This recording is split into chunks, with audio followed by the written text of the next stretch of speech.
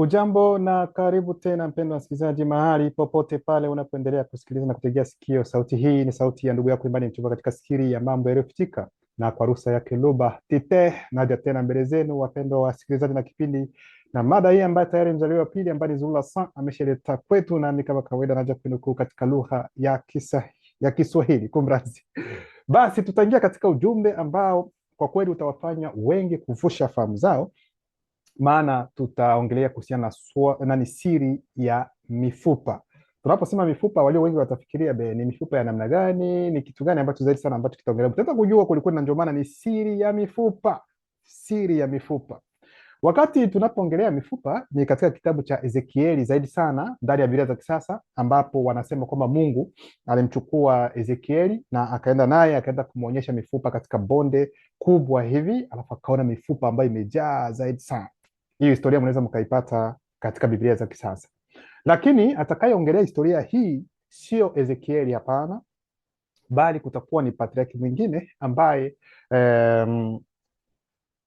hawakuweka historia yake karibu yote ndani ya Biblia za kisasa, maana walioongelea kidogo tu kumuhusu katika kitabu cha Mwanzo, lakini pia kidogo katika kitabu cha Yuda, ila waliacha kumweka historia yake yote kama jinsi alivyoongea katika Biblia, kwa sababu wanajua kwamba wangeliweka historia yake yote ndani ya Biblia basi ingepinga huyu wanayeita Yesu. Ndio maana wakaacha kuweka mambo mengine yote yanayomhusu. Huyo sio mwingine, ni yule ambaye wataita kwa jina la Enoko aiza Enoki, lakini patriarki wetu ambaye alikuwa ni mweusi, jina lake halisi kabisa anaitwa kwa jina la Dubise. Ni yeye ambaye ataenda kuongea, lakini ataongea kwa namna gani? Kwa sababu ni historia ambayo itatokea katika kipindi fulani, kwa sababu yeye hata kuwepo katika kipindi hicho, lakini ataona ono ambalo linahusu mambo yatakayokuja hapo baadaye. Lakini katika maono haya, katika ono hilo ambalo ataliona, atamwona mhusika ambaye tutakayemjua, tutakayemtambua kwa jina la Nginya. Wao watamuita kwa jina la Ezekieli, lakini ni Nginya ambaye atakuwa ndani ya ono hilo ambalo yeye analoliona, na ndiye atakayeeleza yote ambayo, yani aliona mambo ambayo yeye Nginya ambayo ataita Ezekieli hajazaliwa, hajajulikana kama atakuwepo, lakini yeye tayari Dubisi ambayo ataita Enoch alikuwa tayari ameshamuona yeye Nginya. Hicho ndio kitu ambacho tutaenda kuangalia. Na kuhusiana na swala la mifupa, ni nini hasa, maana yake ni kitu gani hasa hiyo mifupa ambayo ataenda kuelezea ni nini? Kwa ndio maana tutaenda kabisa kiundani ili mwende kupenya kitu gani ambacho kinatendeka. Mafundisho yetu hayatatoka sehemu nyingine, bali ni humu ndani ya Kalata Bamululuma Bungulane, yani kitabu cha malaika walioanguka wa utaratibu wa tatu, ambacho unaweza ukaagiza kupitia les editions zurulasan.com. Yeye tutaingia katika kipengele cha kwanza ambacho ni ono la kiroho sana. Ono, kwa sababu kuna maono na kuna ono. Ono ni moja, maono ni mengi. Kwa hiyo ono moja linaweza likaleta mambo vipengele mbalimbali, lakini linahusu ono moja, lakini maono ni wingi sasa. Kwa hiyo ono la kiroho sana, hicho ndio kipengele cha kwanza. Maana mnatakiwa kuelewa, kabla ya kuongea, mnatakiwa kuelewa kwamba huyu atakayeelezea hapa, nimesema ni Dubise, ambaye watachukua historia yake, watabadilisha, watamuita Enoko aiza Enoki. Yeye kabla ya kuona haya mambo alipata ugeni mkubwa sana, yaani alitembelewa na kaka zetu wawili wa kiroho, mmoja anaitwa kwa jina la Dibangane na mwingine anaitwa kwa jina la Biedi. Hao walimchukua wakamtoa nje ya mwili wake, alafu wakamsafirisha katika uhalisia mbalimbali wa hali ya kiroho. Kwa hiyo aliona mambo mengi. Sasa kati ya mambo aliyoyaona, pia aliona haya ambayo tutaenda kuongea kwa siku ya leo, yanayomhusu Nginya ambayo wataita Ezekieli katika kipindi kitakachokuja, miaka mabilioni ambayo itakayokuja hapo baadaye.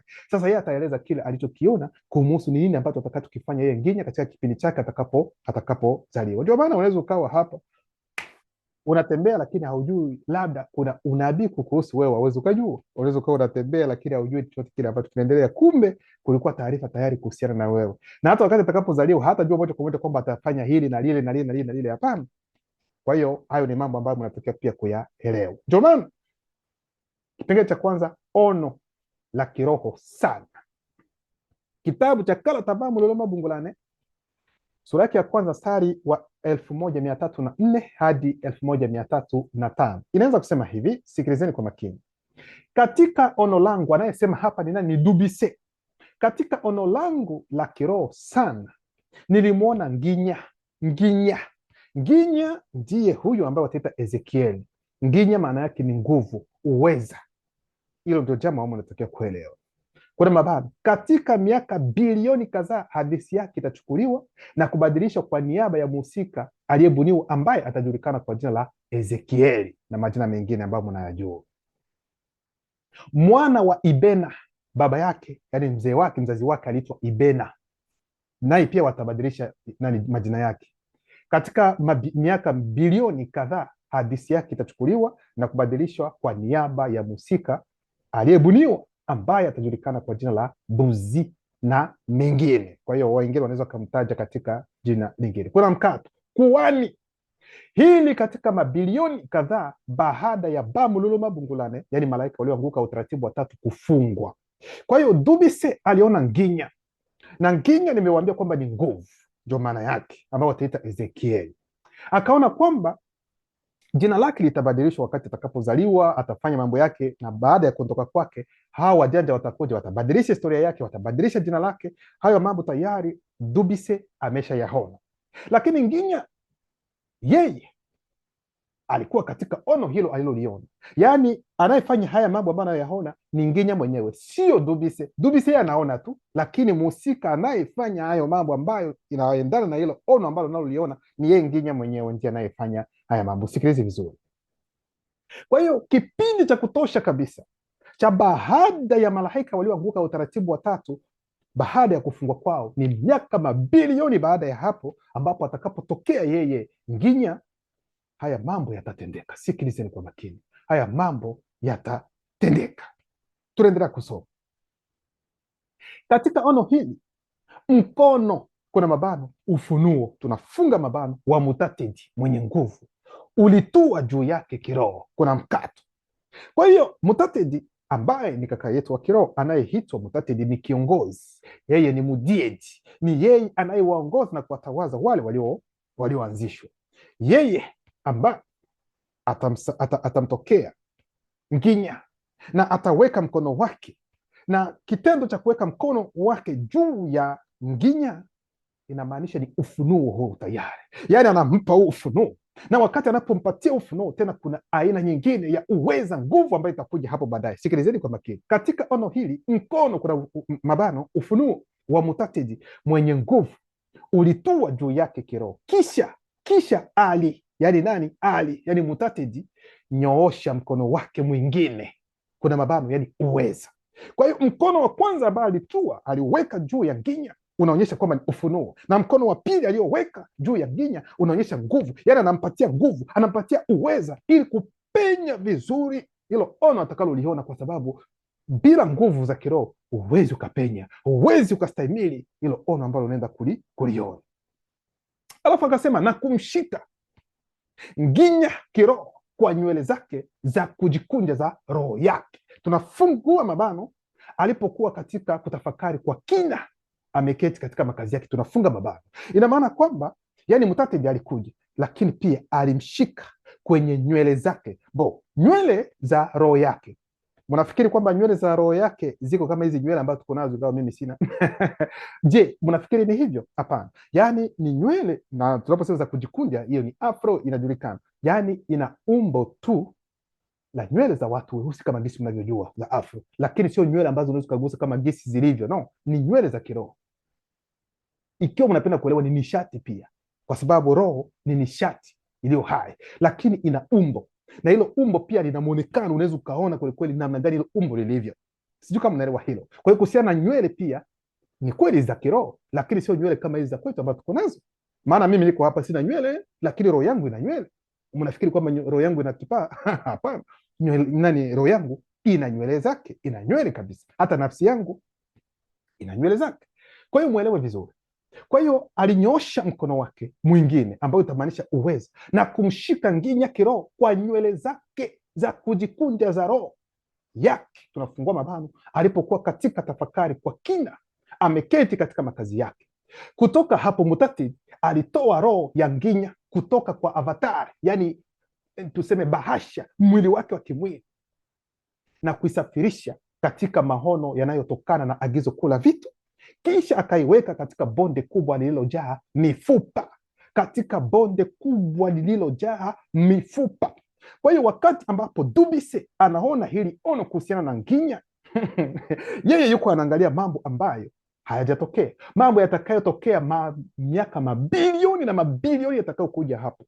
Lakini kipindi ambapo anaona hilo ono, ndani ya hilo ono anaona Mutateji. Wakati anapoona Mutateji anaona pia na nginya. Anapoona nginya, macho ya Mutateji yalimuona Dubise wakati anapotazama hivi. Sijui kama unaelewa vizuri. Yaani yuko katika ono, hilo ono ambalo analiona litatokea miaka mabilioni ijayo, lakini wakati anapoona akamwona pia Mutate, macho ya Mutateji yakamwona yeye Dubise, lakini nginya hawezi akamwona Dubise, ila Mutateji alimuona, na yeye Dubise akajua kwelikweli Mutateji amemwona. Jifikiri sasa katika katika ufahamu wako inakuwa namna gani kitu ambacho hakijatokea. Yaani Mutateji unamuona katika ono, lakini katika hilo ono ambalo litatukia baadaye katika hali inaonekana tayari yeye Mutateji unapoona unamtazama na yeye pia anakutazama. Ni mambo ambayo yanaweza kaogopesha kweli kweli. Kwa hiyo haya mambo Mutateji akamchukua nginya akaenda kumweka na kumsafirisha na kuweka roho yake katika hiyo bonde, hilo bonde lililojaa mifupa. Kwa nini? Katika lengo gani zaidi sana?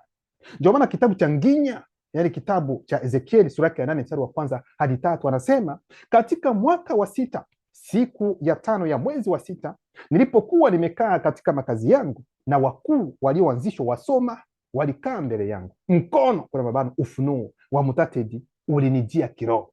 Kwa mstari wa 2, Mutateji alinitokea tena, alinyosha mkono wake mwingine na kunishika kiroho kwa nywele za roho yangu, na akaniinua juu kati ya dunia na mbingu, akichukua mwili wangu wa kimwili bila kuuleta katika hali isiyoonekana, na akanisafirisha katika maono yanayotokana na agizo kula vitu hadi Longanapi, kwenye mlango wa lango la ndani upande wa kaskazini, ambapo sanamu ya sanamu ilikuwa.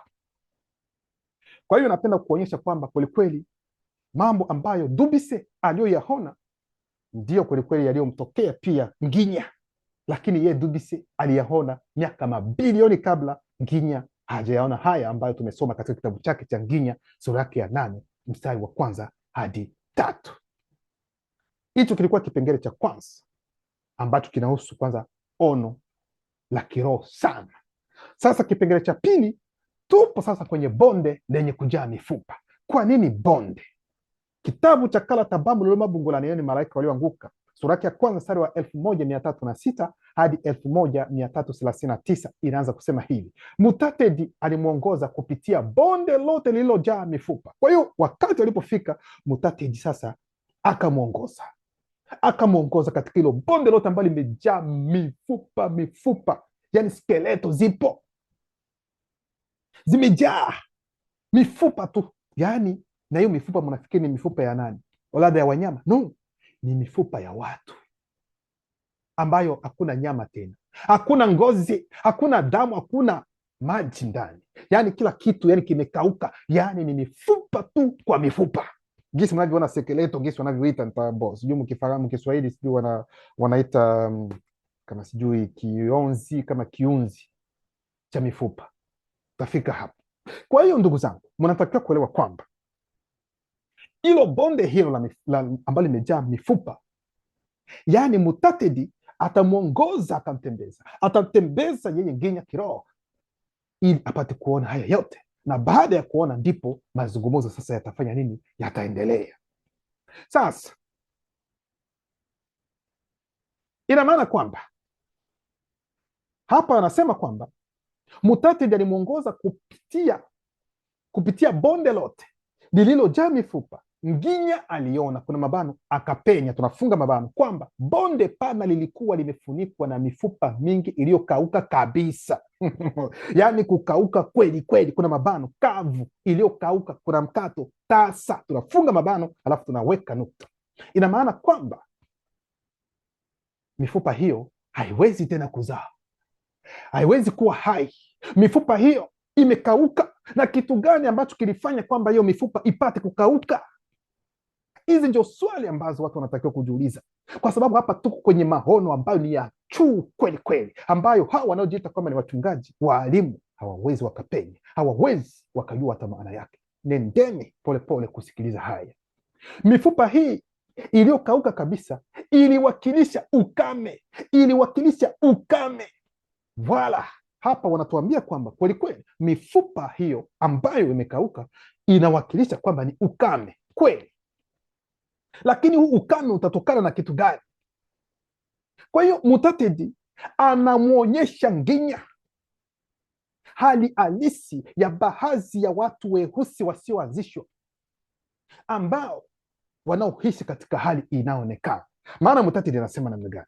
Mutatedi alimwongoza kupitia bonde lote, hiyo tulisoma. Sasa chini akasema mifupa hii iliyokauka kabisa iliwakilisha ukame, kuna mabano, umasikini, kuna mkato, ubaridi, utasa, kutojali wa kiroho, yani ukame wa kiroho wa wasioanzishwa.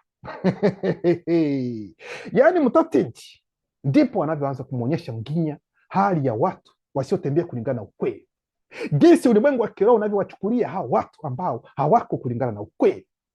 Maana katika hali hii inayoonekana, wewe unaweza ukafikiri kwamba uko hai, kwamba unaishi, kwamba uko sawa, kwamba labda wewe ni mtu wa kiroho kwa sababu sijui unaenda kanisani, sijui uko katika dini fulani, sijui kama una imani fulani ambalo uko nalo tofauti na hili ambalo limeletwa na mzaliwa wa pili. Ukafikiri kwamba uko hai, ukafikiri kwamba unaishi, ukafikiri kwamba wewe una afya nzuri, kwamba mwili wako uko sawa kabisa, lakini kumbe umefariki, umekufa kabisa, umekauka. Wewe ni mifupa kabisa, wewe ni kiunzi cha mifupa, skelete, kama jinsi wengine wanavyosema katika lugha ya Kifaransa. Yaani umeshafariki, upande wa kiroho haujulikani, yani umekufa, umekauka kabisa. Ni maana inapenda kumaanisha kwamba yeyote ambaye anayetembea katika dhambi, asiyetembea kulingana na ukweli, ulimwengu wa kiroho, kaka zetu wa kiroho ambao mtaita malaika, makerubi, mashirafi, wanawachukulia watu kama hao kama tayari ni mifupa, yani watu ambao wamefariki kitambo, hawapo tena. Hivi sijui kama unaelewa vizuri. Kwa hiyo wote hao mnaoona walio katika hizo takataka za dini, yani wao watafikiri kwamba wako katika ukweli, wao watafikiri wako ni watu wa kiroho, kwamba Mungu anawapenda wote. Ulimwengu wa kiroho, kaka zetu, wanawatazama kwamba ni wafu kabisa, ambao mifupa imekauka, wao hawana, yani ni ukame kabisa sehemu walipo. Sasa maana yake hii ilikuwa ni taswira ya hali ya wasioanzishwa, ili kumwonyesha Nginya aone namna ulimwengu wa kiroho unavyowachukulia watu wanaotembea si kulingana na ukweli wenyewe wa neno lake Lubatete. Sasa kwa nini Mutatedi amwonyeshe mifupa kionzi aza kiunzi cha mifupa? Kwa nini amwonyeshe? Kwa nini asionyeshe tu kwamba labda ni maiti ambazo zimefariki hapo, ambazo zipo kwenye bonde hilo kubwa, papa, maiti miili ambayo imekufa pale? Yani kwa nini mifupa? Kwa nini apate kuonyesha? Kwa sababu mnajua kwamba kionzi cha mifupa ni kama vile tunaweza tukasema kwenye ujenzi wa nyumba hizi za kisasa, tunaweza tukasema ni kama vile ni nondo. Kwa sababu nondo usipoziweka kwenye hizi nyumba ambazo mnazijua, siyaongelee nyumba za miti na nini ambazo unafanya haraka haraka, nyumba hizo ambazo nyote mnajua, usipoweka nondo kwenye hizo nyumba, yani ina maana kwamba hiyo nyumba haiwezi ikabaki imara, inaweza ikaanguka, kwa sababu tunaweza tukasema kwamba ni nondo kwenye nyumba ambayo inaweza ikawakilisha mifupa kwenye mwili wa mtu. Sijui kama mnaelewa vizuri. Sasa ikiwa hizo nondo zimeshapata kutu, ikiwa hizo nondo zimeshaharibika kikawaida kweli kweli, hata mwili nao pia, ambao ni ngozi, ambao tunajua kwamba kuna nyama, kuna nini, kuna mishipa, mifupa, tayari mifupa imeguswa, haiwezi huu mwili hauwezi ukasimama imara. Yani huu mwili nao pia utafanya nini? Utaanguka. Kwa hiyo ndio maana anagusa kuhusiana na mifupa, kwa sababu ndio chanzo, ndio kitu ambacho kinasimama, kinatakiwa kusimamisha mwili upate kuwa mwili. Kama mimi niko hapa hivi ni kwa sababu mifupa yani iko sawa, lakini hapo kama kunakuwa udhaifu, yani tuseme kwa mfano nondo zimepata kutu, inakuwa ni tayari matatizo ambayo yanaingia zaidi. Kwa ndio maana Mutatedi atamwonyesha katika umbo hilo, katika mfano huo wa mifupa, ili apate kuelewa ni namna gani wanavyochukuliwa watu wasiotembea kulingana na ukweli wa neno lake Tete. Sasa alafu anaendelea kusema sasa, baada ya yeye kuona Mutatedi amemtembeza, ameona mifupa imejaa, ni kweli sijui niseme, inatisha zaidi sana, na sio kwamba sehemu ndogo, ni bonde kubwa ambalo lote limejaa hiyo mifupa. Sasa Mutatedi akamuuliza sasa swali, kisha Mutatedi akauliza Nginya, muna moto odubeba bewese na batimba belonge muna moto odubeba bewese na batimba belonge, maana yake ni nini? Alafu Mutatedi akamuuliza, mwana wa moto, mwana wa mtu, unaamini kwamba mifupa hii itaishi tena? Alama ya kuuliza. Ndivyo anavyomuuliza Nginya. Baada ya kumuonyesha kila kitu, akaangalia Nginya, akaona, akatazama. Mutatedi akamuuliza swali, na wakati Mutatedi anapomuuliza swali, haijamaanisha kwamba Mutatedi hajui jibu, analijua vizuri, lakini anapenda kwamba mnani Nginya apate kupenya kile ambacho anachokiona. Atangalia, anamuuliza Nginya, ingawa anajua. Je, unafikiri kwamba hao wasioanzishwa hao watu weusi hao waliopokea hizo dini takataka kutoka huku kwa wazungu na wanadamu mchanganyiko, wamekubali, wameingia katika imani zingine za ajabu ajabu, wenyewe unaona hali gisi walivyo, wako katika kifo cha kiroho.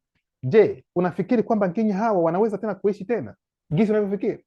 Je, wanaweza wakarejea? Je, wanaweza wakaondokana na huu ujinga? Wanaweza kutoka katika hizo takataka za dini na imani za ajabu ajabu ambazo wameletewa? Hilo ndio swali ambalo Mutatedi anamuuliza Nginya. Unafikiri hivyo kwelikweli? Kwa sababu tayari wamekauka. Maana kwa upande wa kiroho sisi tunakuonyesha, angalia jinsi tunavyowaona, yaani wamekauka kabisa, yaani ni mifupa tu, nyama hakuna tena, nofu hakuna damu hakuna, maji hakuna chochote, ngozi hakuna, yaani wamekufa kabisa. Yaani kwa upande wetu wameisha, wako katika kifo cha kiroho. Sasa katika hali hiyo ambapo wanajikuta wanapatikana hivi, unafikiri kwamba Nginya kwelikweli hawa jamaa wanaweza wakarejea tena? Hiyo mifupa unaiona kwelikweli inaweza ikawa tena ikarudi katika uhai? Unafikiria hivyo?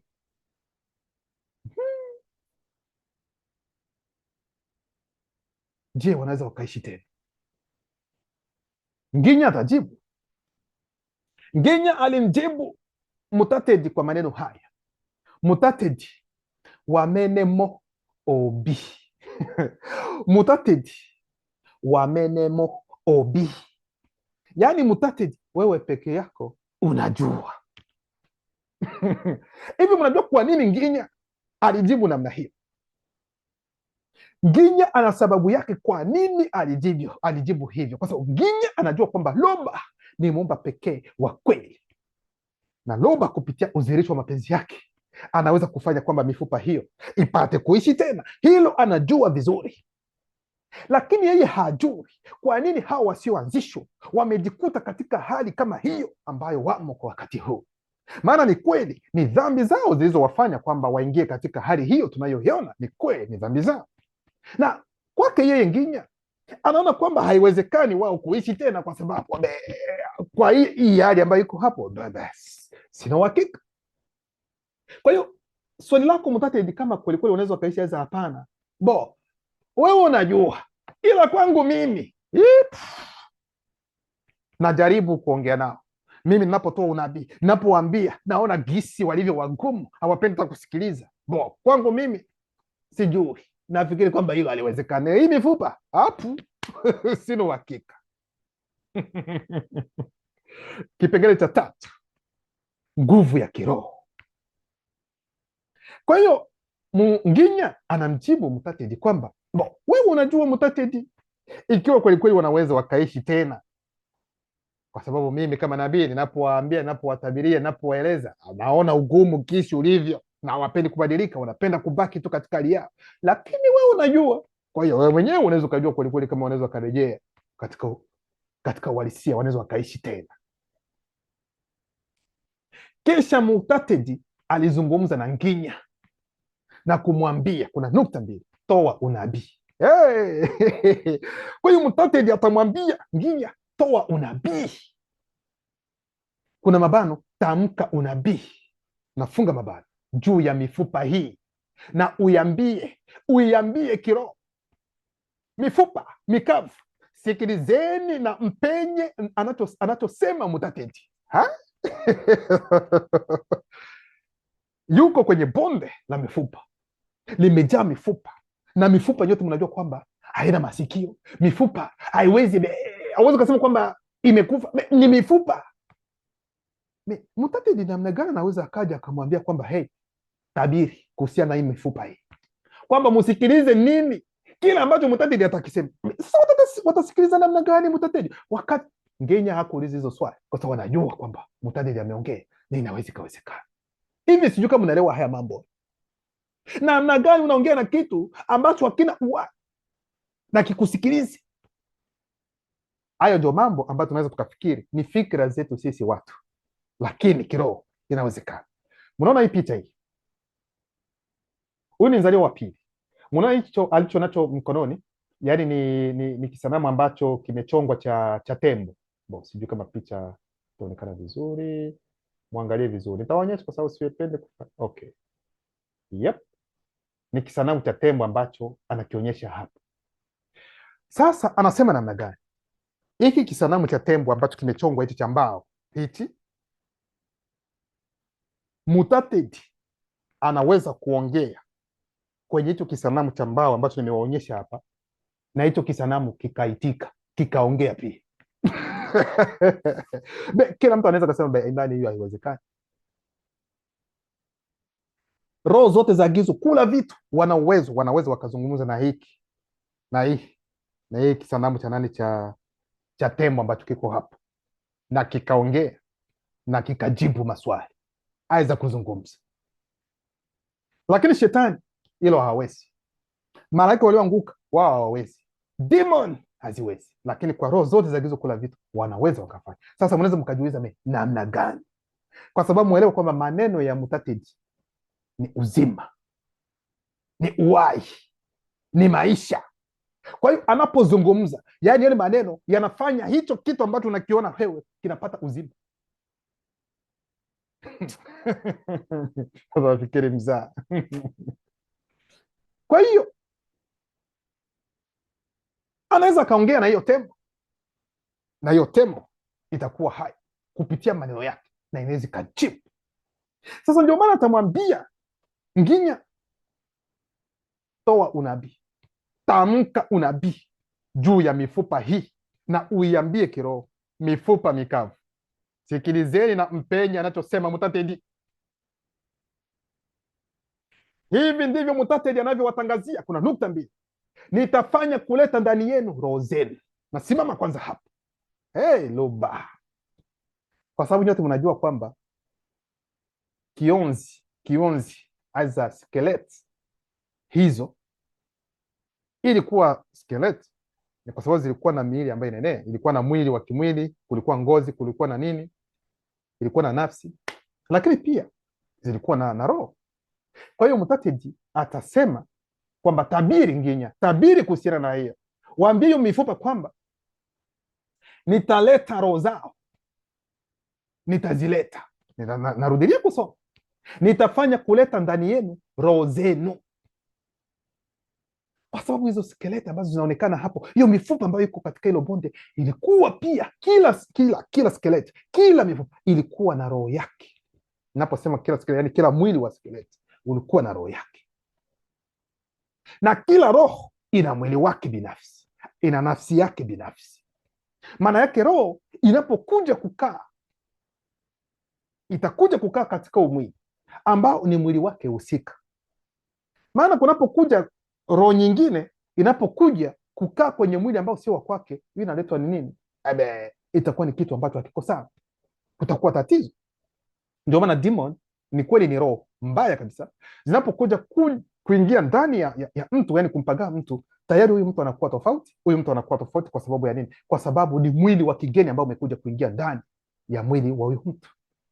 Lakini kwa mfano kaka zetu, tuseme roho aidha mundimu sangi, Roho Mtakatifu, mundimu sangi anapokuja kuingia ndani ya mtu mweusi, hilo ni jambo ambalo la kawaida, alitamfanya kitu chochote. Kwa nini? Kwa sababu mundimu sangi na mtu mweusi wote wana DNA moja, haitamfanya kitu chochote, yani itamlisha, itamwongoza, itamfanya kila kitu. Huu ndio tofauti kati ya Mudi Musangi na hizo demon, mwelewe hivi. Kwa hiyo Mudi, hivi ndivyo Mutatili anavyowatangazia: nitafanya kuleta ndani yenu roho zenu, kuna mabano, zilizotakaswa na kurejeshwa, kunafungwa mabano kupitia dibao, yani Ofanim, mwenye nguvu akiambatana na pumzi ya uwai. Tunafungua mabano chini ya mtazamo wa kutoboa wa roho wa uwepo, tunafunga mabano, nanyi mtaishi tena. Loba yani ndani ya mwili tunajua kwamba kuna mishipa, kuna mambo mengi ambayo yanaunda mwili, bali kuhusiana na kurejeshwa kwa mwili kuna mambo mengine ambayo yanatendeka, ambayo yako nje na hali inaonekana. Kwa hiyo wewe unaweza ukaona mwili unarejeshwa, lakini upande usioonekana aujue ni kitu gani ambacho kilitendeka ili kwamba mwili upate kurejea. Hauwezi ukajua. Maana yake ikiwa ulikuwa umeshafariki kabisa kiroho, ulikuwa tayari umeshafariki, na kwamba unatakiwa kupata urejesho tena, uwe hai tena, kunatakiwa kuwepo na kuingilia kati kwa dibao ambayo tuita Ofanim. Ofanim yeye yuko pale katika lengo la kusafisha na kusafirisha roho ya mtu. Hivi sijui kama naelewa vizuri. Kwa hiyo ni dibao ambaye atasafisha kabisa, atatakasa hiyo roho ya huyo mtu ili kwa mipate kurejea tena. Sijui kama naelewa vizuri. Sasa tofauti na hao wanaojiita kwamba ni wachungaji, aidha sijui manabii, wao wanasema kwamba nao pia wanafufua watu. Utafufua mtu namna gani ndugu yangu? Mtu akifariki anafariki. Una uwezo gani wa kufufua mtu? Kwa sababu roho inapelekwa na Ofanim, nafsi inapelekwa na Bamululuma, malaika, na mwili unapelekwa na watu wanaenda kuzika. Kwa mfano, aidha kama maiti ingali hapo hajazikwa, utafanya namna gani ili kwamba roho itoke sehemu ambapo ilipelekwa na nafsi itoke sehemu ambayo ilipelekwa ili kuingia ndani ya mwili? Wewe unawajua waliowapeleka? Una uhusiano na kaka zetu wa kiroho uko katika ukweli, ili kwamba waje warejeshe hivyo ambavyo unavyofikiri kwamba wao watakuja? Kwa hiyo hizi zote takataka zote za mafundisho ya ajabu kwamba fulani, kuna nabii fulani alimfufua mtu alikuwa ameshafariki, n'importe, kwa uongo mtupu. Hakuna aliye na uwezo wa kufanya hivyo. Kwa wote wanaojiita kwamba ni wachungaji, manabii, maprofeti, nini, uongo mtupu, na wao wanajua hivi. Wanafikiri mnafikiri ufufuo unafanyika namna gani? Mnafikiri ufufuo ni namna gani? Mtu yuko pale tu amjua amekuja namna gani, kwa sababu wameleta tu nani, wamemweka ndani ya jeneza tu, wamemfunika, wanaleta huko, alafu anaanza kuomba ufu, mtu anafungua, anatoka, mlimpima mkaona kwamba alikuwa amefariki. N'importe quoi. Kwa hiyo Mutatili anasema nitafanya kuleta ndani yenu roho zenu, kuna mabano, zilizotakaswa na kurejeshwa kupitia dibao, yani Ofanim, mwenye nguvu akiambatana na pumzi ya uwa, chini ya mtazamo wa kutoboa wa roho wa uwepo, nanyi mtaishi tena. Yani hapa inaongelewa Weusi walio katika hizo takataka za dini zilizoletwa na wazungu wa koloni, wabaguzi, zilizoletwa na hao wanaojihita sijui damu mchanganyiko. Waarabu wameleta takataka zao, nao pia watu weusi wanaingia ndani, wanaimba, wanaabudu, wanaomba kwamba wanamuomba Mungu, wao wanapenda kwenda mbinguni, watatakaswa, na wameenda kuingiza miungu ya uongo kutoka katika makabila, mataifa mengine ambayo haikujulikana na mababu zetu, na wanategemea kwamba wakuje kuokolewa na rangi zingine. Wewe mtu mweusi uko hapa duniani kabla rangi zingine hazijakuwepo, miaka mabilioni huko hapa duniani, rangi zingine hazijafika. Nasema miaka mabilioni. Wamekuja siku hizi mbili, wao ndio watakuja kuonyesha kwamba huko katika uongo. Mungu ambao unatakiwa kuabudu anaitwa Yehova, Yahweh, Elohim, Shaddai, Adonai, Papa, n'importe quoi, Mwenyezi Mungu.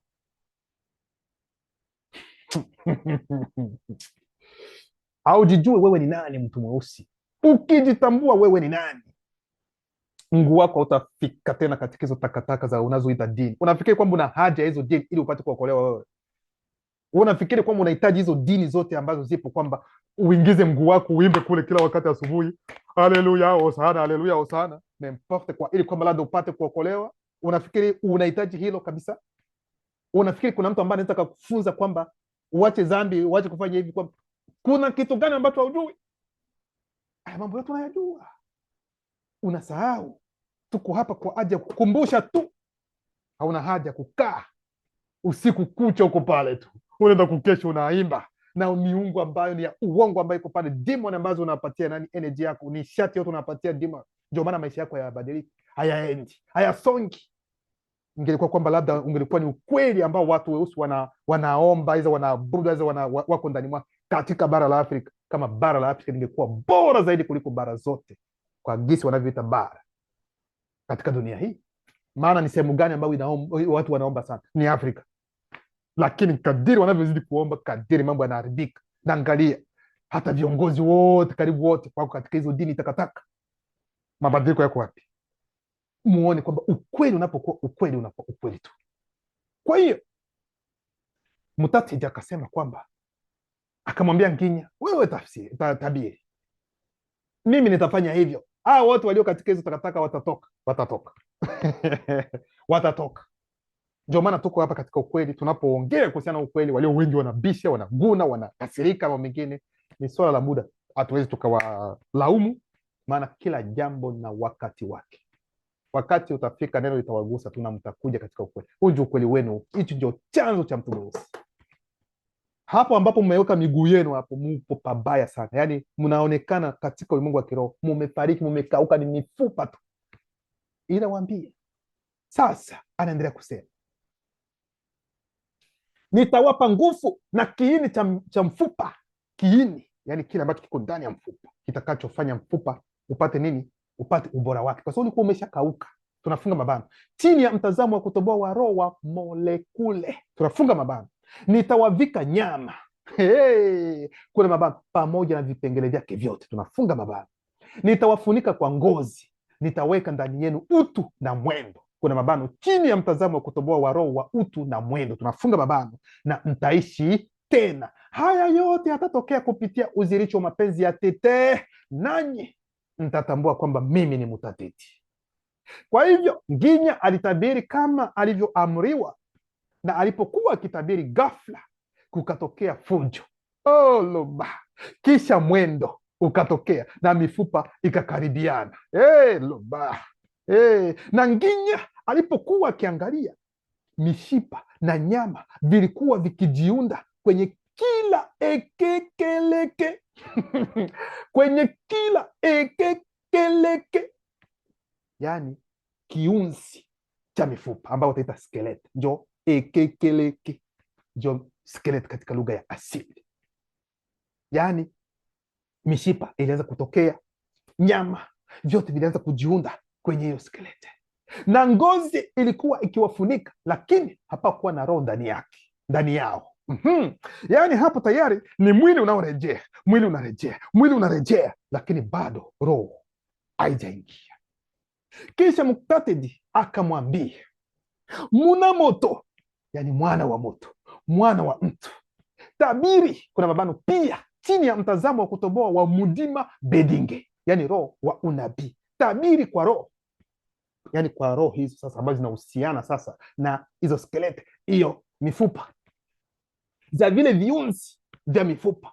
Hivi ndivyo Mutatiji anavyosema, roho za vile viunzi jizihirisheni kutoka nje ya uhalisia. Kuna mabano hali, kipimo, tunafunga mabano, cha hali inayoonekana, na muingie miili yenu iliyorejeshwa ili iishi tena. Loba.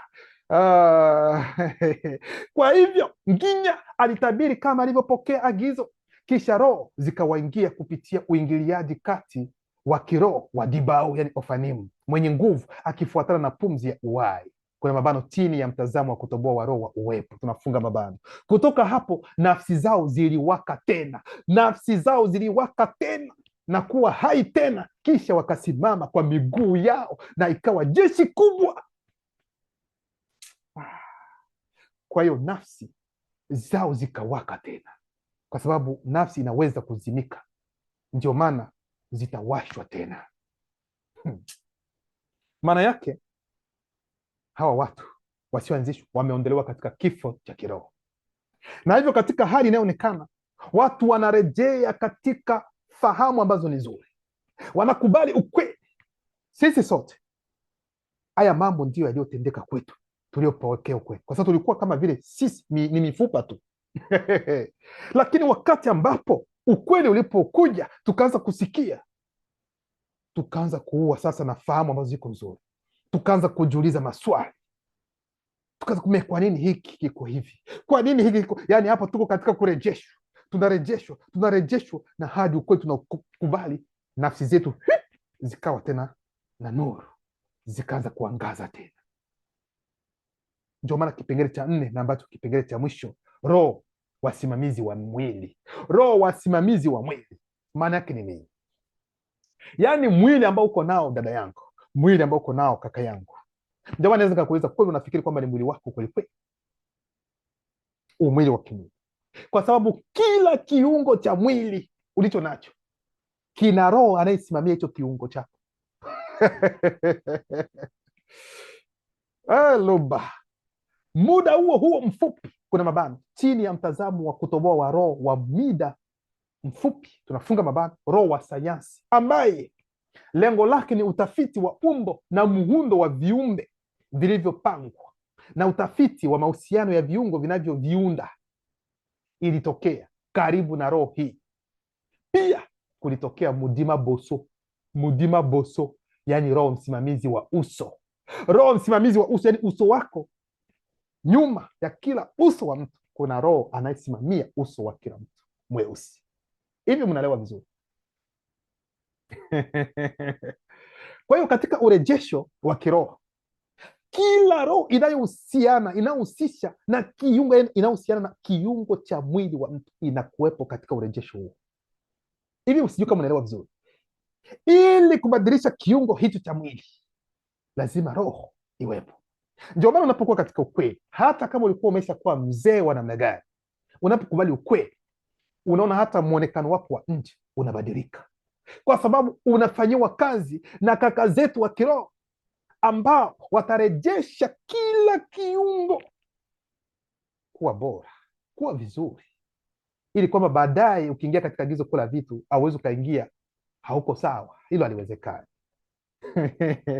Tofauti na huyo anaitwa Yesu kwamba ukiona kwamba jicho lako linakusumbua ling'oo, afadhali kuingia katika paradiso, katika ufalme wa Mungu ukiwa na jicho moja kuliko n'importe kwa namna gani uingie katika paradiso ukiwa na jicho moja. Yeyote ambaye, ndio maana usijilahumu sana wewe ambaye umekubali kweli, labda kuna kiungo cha mwili wako ambacho hakipo, aidha hakiko sawa, tuseme kwa mfano, kwa mujibu wao wewe kwamba hakiko sawa, labda uone vizuri, ala macho liko sijui useme namna gani. Wewe unafikiri roho yako iko kama gisu livi? Unafikiri nafsi yako iko kama gisu livi? Kama hauna mkono umoja, unafikiri nafsi yako haina mkono, haina mikono miwili? Roho yako haina mikono miwili? Ni mwili wako tu wa kimwili. Na wakati ambapo utarejeshwa kwamba uende katika agizo kula vitu, mkono wako utarejea, utarudi sehemu ambapo ulikuwa. Hata kama mtu amezaliwa mguu ni mfupi kuliko mwingine mguu mmoja, wakati wa urejesho lazima wote uwe sawasawa. Huo ndio urejesho. Kama ulikuwa na kadoa hata sehemu fulani inatoka. Kwa hiyo mudima boso, roho msimamizi wa uso, alikuwepo. Hivyo ndivyo inavyokuwa. Mudima dibe, roho msimamizi wa kifua, matiti, yani kwa sababu kifua unaweza ukasema kwa mwanaume, aiza matiti kwa mwanamke. Mudima bosoba dibe, yani roho msimamizi wa chuchu, teton kwa mwanamke. Mudima bwanga, yani roho msimamizi wa kifua. Tena sasa tunaingia sasa kwenye mwanamke, kwa sababu mwanamke unaweza kusema kifua sio kwa wote ambao watakuwa na matiti, kuna wengine ambao hawana kama hayo, lakini kifua sasa hapo tunaingia kuhusiana na wanaume sasa. Mudima bwanga. Kwa hiyo hatuwezi kusoma roho zote, kwa sababu kila kiungo cha mwili ambacho tunakijua ndani nje cha mwili, nyuma kuna kaka yetu ambaye yuko pale. Kwa hiyo ujiulize, kwa mfano wakati ambapo unapozaliwa, utakuta kwa mfano labda sikio lako moja liko tofauti na vitu vingine vyote kwa umbo lako la mwili. Jiulize nini? Kweli kuna roho msimamizi wa uzazi yuko pale, kuna roho msimamizi wa utangulizi katika hali inayoonekana, lakini pia kuna roho ambaye anahusiana na kipengele, kila kiungo, kila roho. Mtaenda kujua kwa nini hivi. Mnafikiri mtu, tunaposema mtu, nafikiri mtu ni mtu hivi hivi tu, ni kitu kingine. Ndio maana tukijitambua gisi tulivyo sisi watu weusi tunaendelea.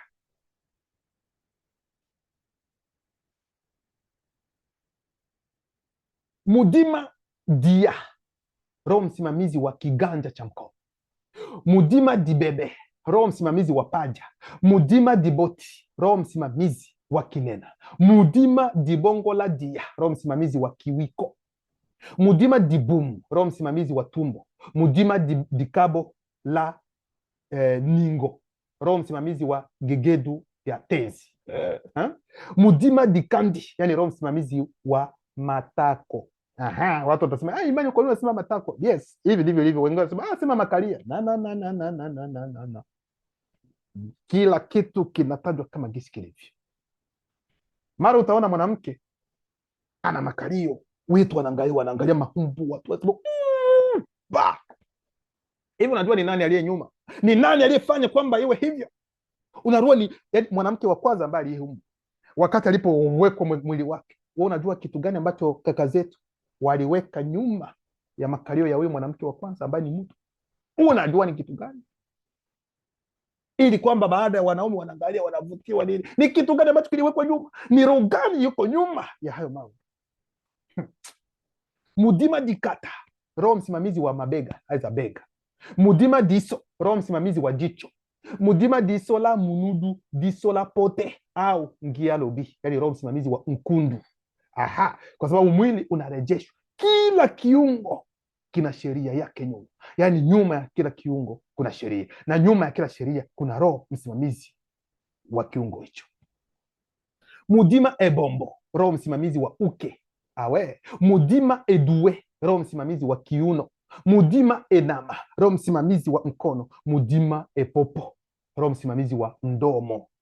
Mudima esale, roho msimamizi wa uterasi, yani iterasi, iterish. Mudima ewese, roho msimamizi wa mfupa. Mudima eyapi, roho msimamizi wa kwapa. Mudima eyeme au eyeme, roho msimamizi wa ulimi. Mudima eyo, roho msimamizi wa uume.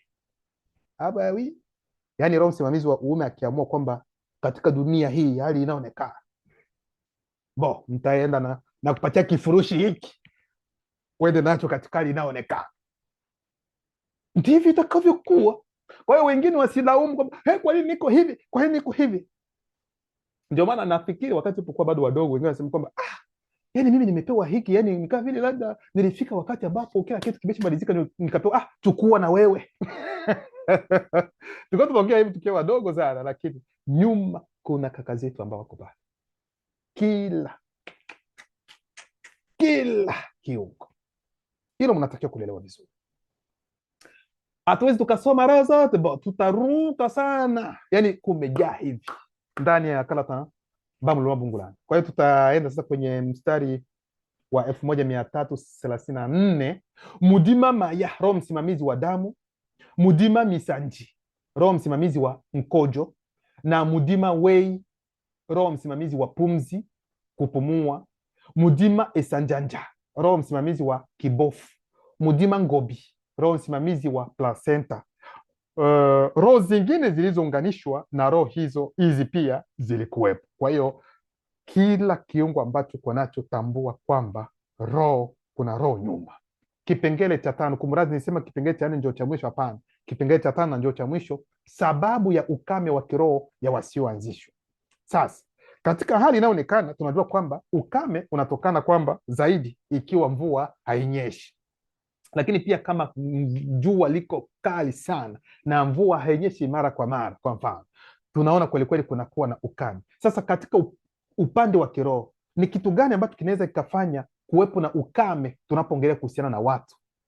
Yaani mtu amekauka kabisa, amekuwa kama vile yani ni mifupa.